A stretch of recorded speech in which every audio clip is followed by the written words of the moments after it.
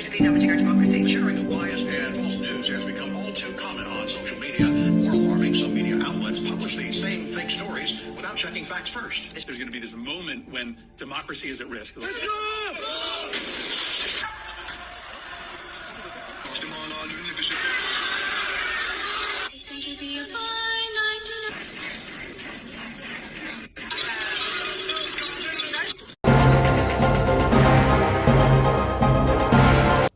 Today, more than 4.7 billion people use social media worldwide, making digital platforms central to how information is produced, shared, and consumed.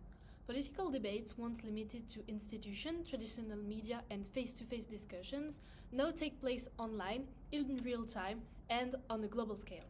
This shift reflects a deeper transformation of what scholars call the public sphere, a concept developed by Jürgen Habermas.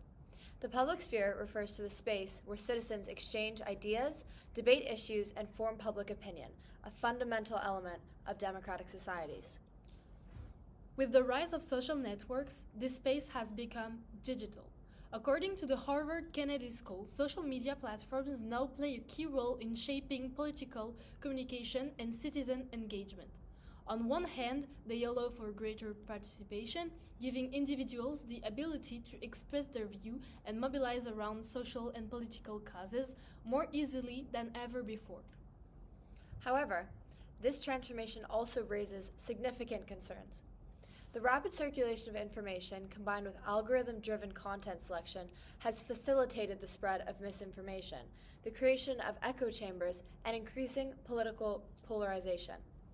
As highlighted by the European Parliament, these phenomena can influence public opinion, undermine trust in information, and even threaten the integrity of the democratic process.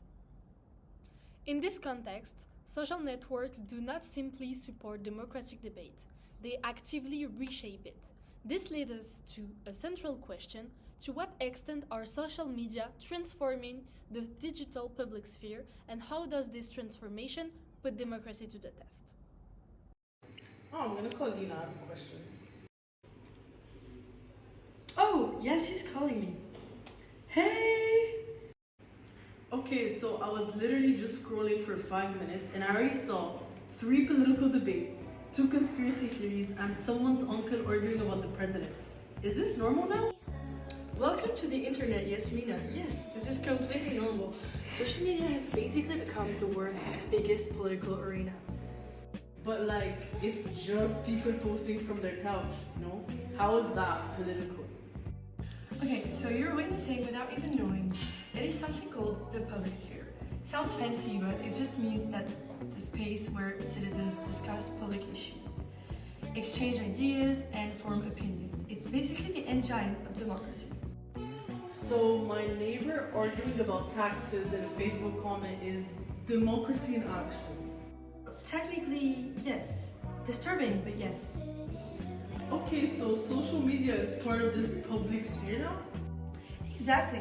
Before, the public sphere was newspapers, TV, formal debates. Information came from journalists and institutions and was actually verified before it reached you. Okay, and now it's just everyone, everywhere, all at once. Precisely. This is what we call digitalization. Communication is moved to digital platforms, and suddenly anyone with a phone can talk about politics.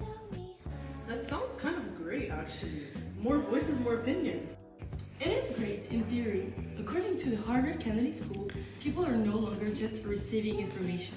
They're creating it and sharing it.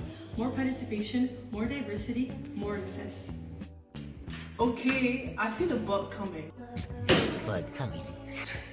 Since there is basically zero control over what gets published, misinformation spreads at the speed of light. You see something, you share it, your aunt shares it, and suddenly half the country believes something completely false. Yeah, I have definitely done that once. Or twice. Let's say twice. We all have, and this is exactly the problem. Researchers at Sciences Po explain that trust in information is essential for democracy.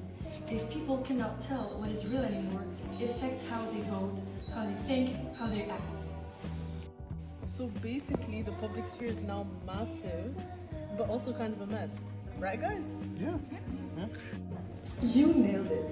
Social media made the public sphere bigger, louder, and more accessible, but also more chaotic and harder to trust. It is both the best and the worst thing to happen to democracy at the same time. By the way, have you seen? I did my eyebrows. So what you're telling me is that my 5 minutes of scrolling was actually a philosophical journey. Also, what should I take? I'm low-key hungry. Every single time. Take the Kinder. What Yasmina and Lina just described illustrates a broader structural transformation of the public sphere. Social media has not only expanded access to political expression, it has fundamentally altered the conditions under which public opinion is formed. Yes, and one of the most significant changes is the disintermediation of information.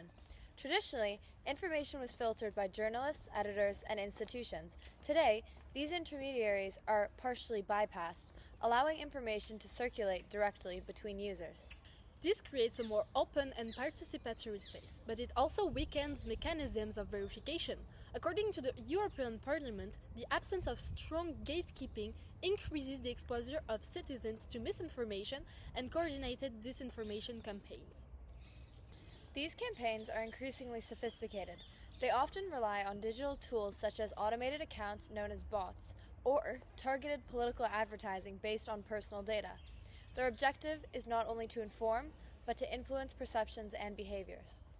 This directly impacts democratic processes. For example, the spread of false or misleading information can distort public debate, influence voting behavior, and undermine electoral integrity. Another central mechanism is the role of platform algorithms. Social media platforms are designed to maximize user engagement, which means they prioritize content that generates strong reactions, such as anger, fear, or outrage. As a result, emotionally charged or controversial content is often amplified, regardless of its accuracy. This contributes to the formation of what researchers call echo chambers and phyto bubbles. In these environments, users are mainly exposed to information that confirm their existing beliefs. According to studies from the University of Oxford, this selective exposure reinforces ideological divisions and contributes to political polarization. This polarization has significant consequences. It reduces the possibility of constructive debate, increases distrust between groups, and can even lead to radicalization. At the same time, it is important to recognize that social media also has positive effects on democracy. It lowers barriers to participation and allows marginalized voices to be heard. Movements related to climate change, social justice, or political reform have been able to mobilize large numbers of people through digital platforms, demonstrating their potential as tools for democratic engagement. However, this increased participation does not automatically lead to better democratic outcomes. The quality of information and the structure of online interactions remain critical factors. According to research discussed by the Harvard Kennedy School, the digital public sphere is characterized by a tension between openness and fragmentation. While more actors can participate, the space itself becomes more divided and less coherent. This fragmentation makes it more difficult to establish a shared understanding of facts, which is essential for collective decision-making in a democracy. In addition, the issue of trust is central. Trust in information, institutions, and other citizens is a fundamental pillar of democratic system. Yet, as highlighted by Sciences Po, the spread of misinformation and the multiplication of information sources contribute to a decline in this trust. When citizens are unable to distinguish between reliable and unreliable information, their ability to make informed decisions is weakened. In this context, social media platforms become not just communication tools, but powerful actors that shape political realities. This raises important questions about regulation, responsibility, and the role of digital platforms in democratic societies. Ultimately, social networks do not simply support or threaten democracy, they redefine how democracy functions in practice. And this is why the digital public sphere can be understood as both an opportunity for greater participation and a challenge to the stability and quality of democratic systems. So we've seen that social media has both negative and positive impact on democracy. But this raises an important question. How do people actually perceive this in their daily lives? Exactly. Do they trust what they see online? And do they think that social media really influences politics? To find out, we're going to ask people about their opinion. This is nice. Sun is nice. Am I tanning? Yes, Mina, we have to go ask people. Yeah, that's right. So come with us today. We're gonna go ask some people some questions about this topic. Okay. Hello, here I am with the guys. Yes, and I'm going to be doing the interview questions here.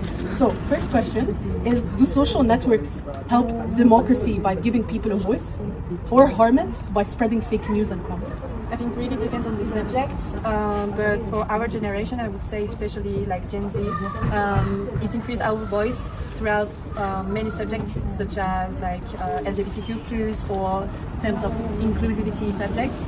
But when you are moving to political and more sharp decisions, it can be a bit of a threat with fake news and a bit of violence. So it really depends on the subject. Okay, perfect.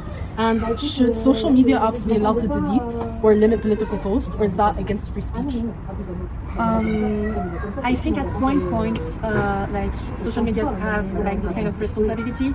So deleting some of the contents that are harmful for young people that are mainly using those kind of medias can be, I think, a great solution to it. So yeah, I think like especially violence, or it can be like nudity, they have the right to do that kind of process.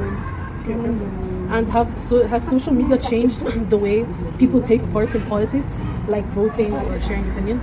Yeah, I think like for instance during like votes or elections, we are like directly facing some influencers that are pushing us to vote.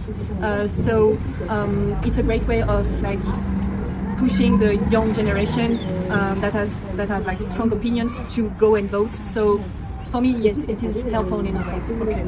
And finally, last question. Do you think democracy today is influenced more by people's opinions or by social media algorithms and trends? Personally, I would say social medias, because now our opinion is mainly based on the other's opinion, and so the social medias in general. So yeah, I think our mindset totally switched from speaking to a person in front, face to face, and to have truly its own opinion.